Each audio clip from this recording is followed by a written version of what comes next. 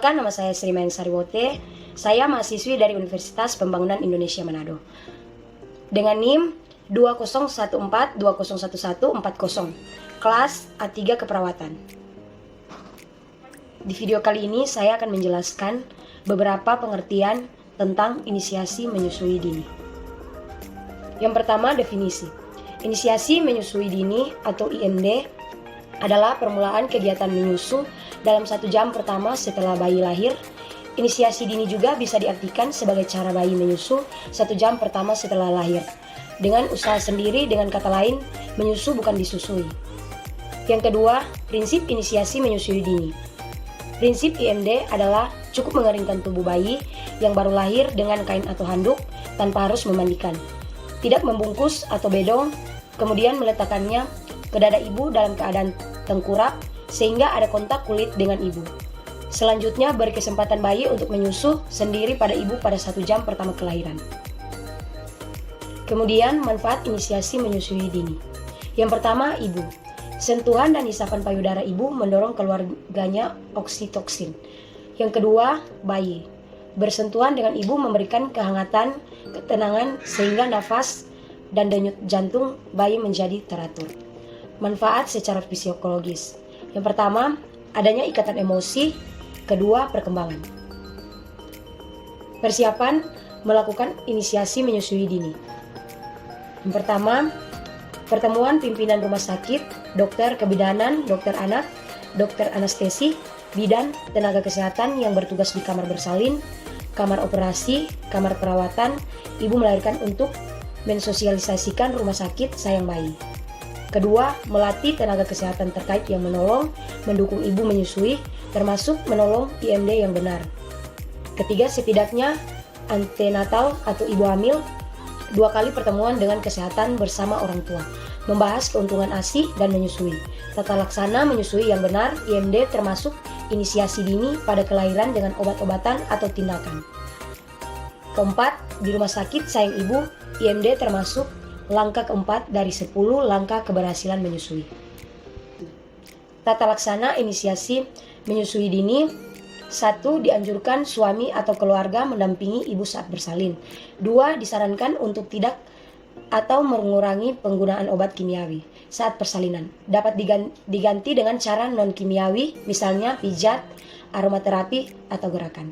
Ketiga, biarkan ibu menentukan cara melahirkan yang diinginkan, misalnya melahirkan normal, di dalam air atau dengan jongkok. Keempat, keringkan bayi secepatnya kecuali kedua tangannya. Pertahankan lemak putih alami atau vernix yang melindungi kulit baru bayi. Kelima, bayi ditengkurapkan di dada atau perut ibu, biarkan kulit bayi meletakkan dengan kulit ibu. Posisi kontak kulit dengan kulit ini dipertahankan minimum 1 jam atau setelah menyusu awal selesai. Keduanya diselimuti jika perlu digunakan topi bayi. Kelima, biarkan bayi mencari puting susu ibu. Ibu dapat merangsang bayi dengan sentuhan lembut tetapi tidak memaksakan bayi ke puting susu. Keenam, ayah didukung agar membantu ibu untuk mengenali tanda-tanda atau perilaku bayi sebelum menyusu.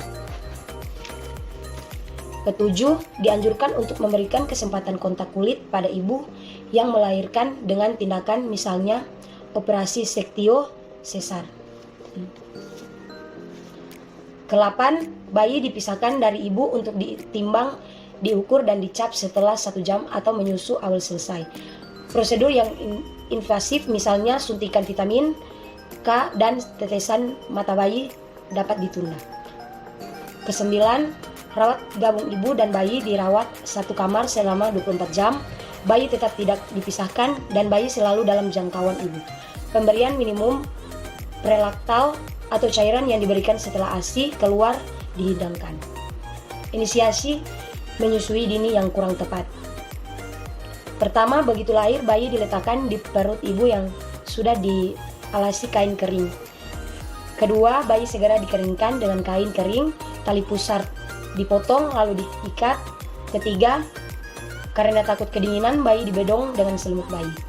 Keempat, dalam keadaan dibedong bayi diletakkan di dada ibu atau tidak terjadi kontak dengan kulit ibu. Bayi dibiarkan di dada ibu atau bonding untuk beberapa lama. 10-15 menit atau sampai tenaga kesehatan selesai menjahit perineum. Keenam, selanjutnya diangkat dan disusukan pada ibu dengan cara memasukkan puting susu ibu ke mulut bayi.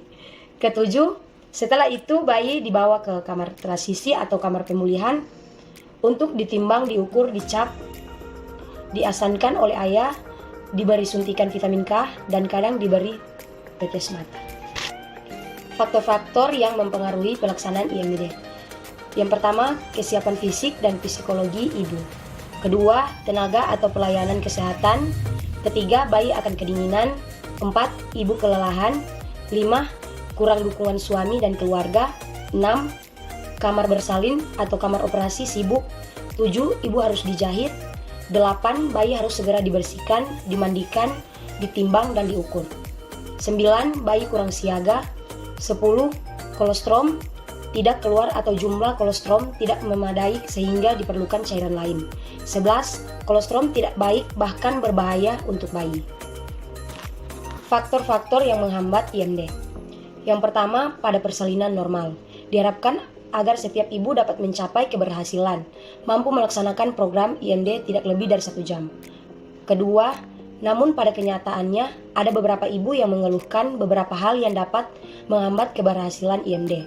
Ketiga, beberapa hal yang dapat menghambat keberhasilan program IMD pada pasien dengan persalinan normal tersebut antara lain kondisi ibu yang masih lemah atau bagi ibu postpartum normal.